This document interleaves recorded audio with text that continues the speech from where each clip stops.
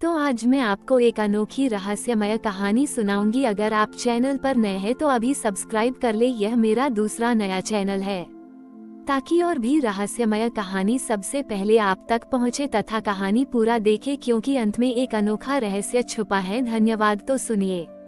एक प्रसिद्ध गुरुकुल के पास, जो ज्ञानकुंज के नाम से जाना जाता था, वहाँ के लोग अपनी गहन शिक्षा और आध्यात्मिक ज्ञान के लिए प्रसिद्ध थे। गुरुकुल के ठीक बीच में एक प्राचीन शिव मंदिर था, जहाँ एक अस्पष्ट दृष्टि लिंग स्थापित था।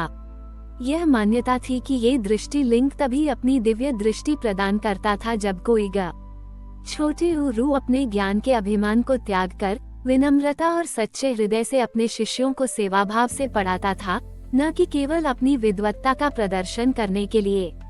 श्रावण मास में गुरु और शिष्य इस मंदिर में आते थे और ज्ञान तथा अंतर्दृष्टि के लिए प्रार्थना करते थे, यह मानते हुए कि शिवजी की कृपा से ही उन्हें सच्चा बोध प्राप्त होता है।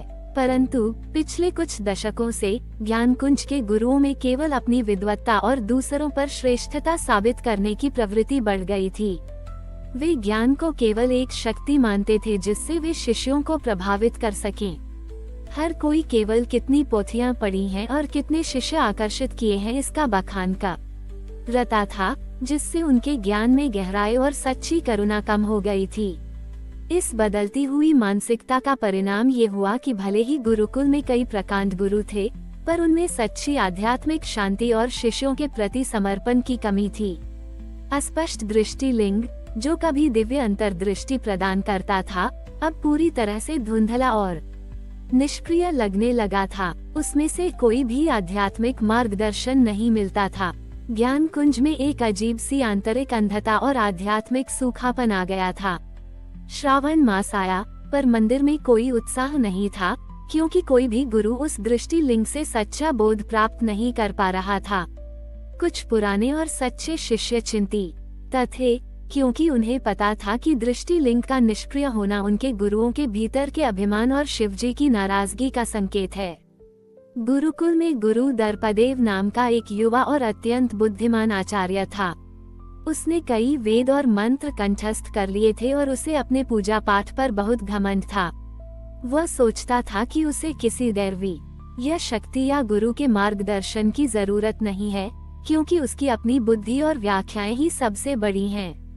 वो अक्सर उन साधारण शिष्यों का उपहास करता था जो आंतरिक ज्ञान या श्रद्धा की बात करते थे, क्योंकि उसे लगता था कि ये केवल अज्ञानी और कमजोर लोगों की बातें हैं। उसका मन शिवजी की भक्ति से ज्यादा अपन बड़ी ही शैक्षणिक श्रेष्ठता और लोगों की प्रशंसा पर केंद्रित था। श्रावण का महीना आया। अस्पष्ट दृष्टि लिंग धुंधला दिख रहा था और ज्ञान कुंज में बाहरी ज्ञान के बावजूद एक अजीब सी आंतरिक कमजोरी थी।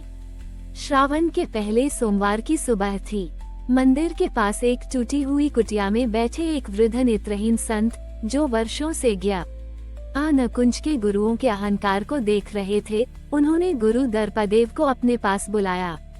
दर्पदेव को नेत्रहीन संत पर विश्वास नहीं था, क्योंकि उसे लगता था कि वे क्या ही ज्ञान देंगे, पर संत की आंखों में उसे एक ऐसी अगाध शांति दिखी जिसने उसे रुकने पर मजबूर किया। संत ने शांत स्वर में कहा, दर्पदेव, यह स्पष्ट दृष्टि लिंग केवल एक पत्थर नहीं है, ये दिव्य दृष्टि का स्रोत है, जिसे केवल बाहरी आंखों से नहीं समझा जा सकता। यह इसलिए निष्क्रिय है क्योंकि तुम्हारे भीतर ज्ञान का अभिमान और विनम्रता के प्रति अविश्वास बढ़ गया है। शिवजी को केवल शास्त्रों से नहीं, बल्कि हृदय की शुद्ध श्रद्धा और निस्वार्थ सेवा से प्रसन्न किया जाता है। दृष्टि लिंग तभी फिर से अपनी दिव्य दृष्टि प्रकट करेगा जब तुम अपने भीतर अहंकार और संशयवाद के मैल को हटाकर अज्ञान की विनम्रता अपनाओगे। संत ने दर्पदेव को एक चुनौती दी। इस श्रावण में तुम्हें इस अस्पष्ट दृष्टि लिंग को फिर से उसकी दिव्य दृष्टि प्रकट करानी होगी। तुम्हें इसके लिए अपन बड़ी ही तर्क शक्ति या अपने ग्रंथों का उपयोग नहीं करना है, बल्कि अपने भीतर के सबसे बड़े अवरोध का त्याग करना होगा। तुम्हें इसे प्रकट करते समय अपने भीतर के अभिमान, संशयवाद और श्रेष्ठता के भाव को मिटाकर शुद्ध प्रेम और निस्वार्थ सेवा का भाव लाना होगा। तुम्हें अपने हाथों से केवल विनम्रता और समर्पण के भाव से प्रतिदिन इस दृष्टि लिंक को स्पर्श करना होगा और अपने गुरुकुल के उन सबसे साधारण और संघर्षरत शिष्यों को बिना किसी स्वार्थ के ज्ञान देना होगा, जिनकी कोई प्रशंसा नहीं करता। मानो तुम स्वयं शिवजी के ही संदेशवाहक हो। ये तुम्हारा सेवा ज्ञान तप होगा। याद रखना, जब तक तुम्हारे भीतर का अंधेरा नहीं हटेगा, तुम ही शिवजी का वास्तविक प्रकाश नहीं मिलेगा। दर्पदेव ने चुनौती सुनी। उसे यह काम असंभव लगा। वह कैसे अपने वैज्ञानिक शोध को छोड़कर छोटे पौधों और जीवों की देखभाल कर सकता था, जब उसने जीवन भर केवल बड़ी खोजों पर ध्यान दिया था। पर नेत्रहीन संत की आंखों में उसे एक अजीब सी शक्ति और दृढ़ता दिखी। उसे अपने भीतर एक अज्ञात प्रेरणा महसूस हुई। उसने सोचा, ठीक है, मैं ये करके देखता हूँ। अगर दृष्टि लिंग सच में अपनी शक्ति प्रकट कर पाया, तो शायद मुझे भी कुछ मिलेगा। उसने चुनौती स्वीकार कर ली, पर अभी भी उसके मन में संदेह और अपने अभिमानी स्वभाव की एक छोटी सी छाया थी। गुरु दर्पदेव ने चुनौती स्वीकार तो कर ली, पर अभी भी उसके मन में संदेह और अपने अभिमानी स्वभाव की एक छोटी सी छाया थी। श्रावण के पहले सोमवार की शाम से उसने प्रतिदिन स्पष्ट दृष्टि लिंग के पास जाना शुरू कर दिया।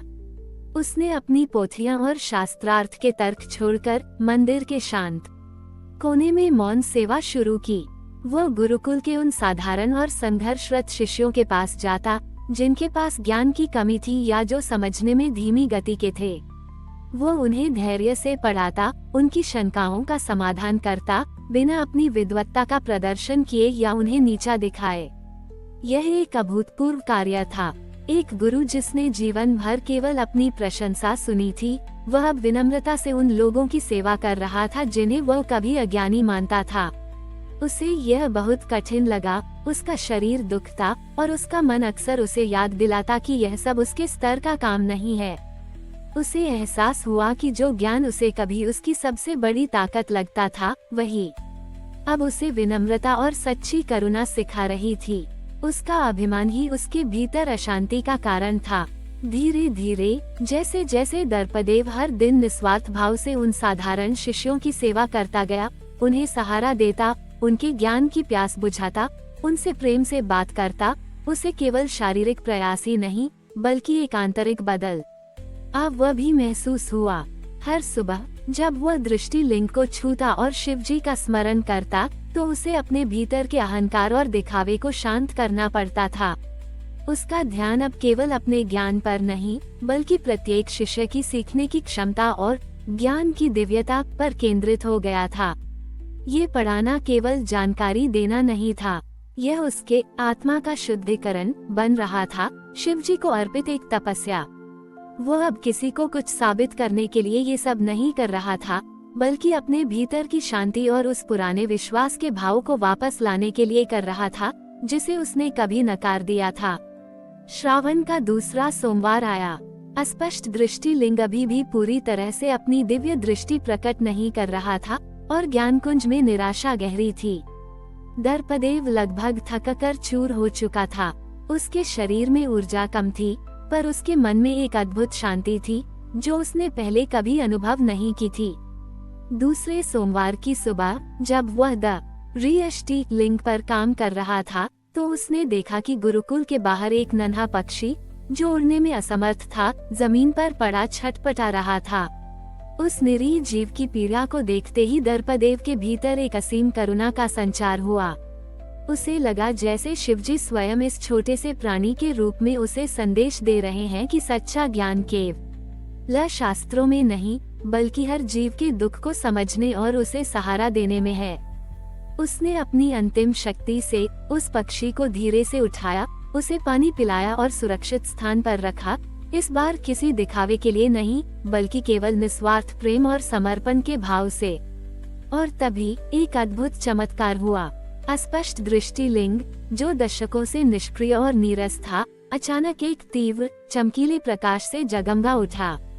उसकी आकृति पूरी तरह से स्पष्ट और अत्यंत सजीव दिखाई देने लगी, मानो उसमें ब्रह्मांड का सारा ज्ञान समाहित हो गया हो। उसकी आभा इतनी विशाल और तेजस्वी थी कि उसने पूरे मंदिर को ही नहीं, बल्कि पूरे ज्ञान कुंज को प्रकाशित कर दिया। मंदिर में फैला अहंकार और निराशा का माहौल तुरंत एक गहन शांति और आनंद में बदल गया। सबसे हैरान करने वाली बात ये हुई कि गुरुकुल के सभी शिष्यों को अपने भीतर एक नई, सच्ची अंतर्दृष्टि मिल गई और वे अब ज्ञान को विनम्रता और सेवा के साथ ग्रहण करने लगे। ज्ञानक छोटे ऊर्जा में फैली अशांति तुरंत विश्वास, प्रेम और सामूहिक सद्भाव में बदल गई।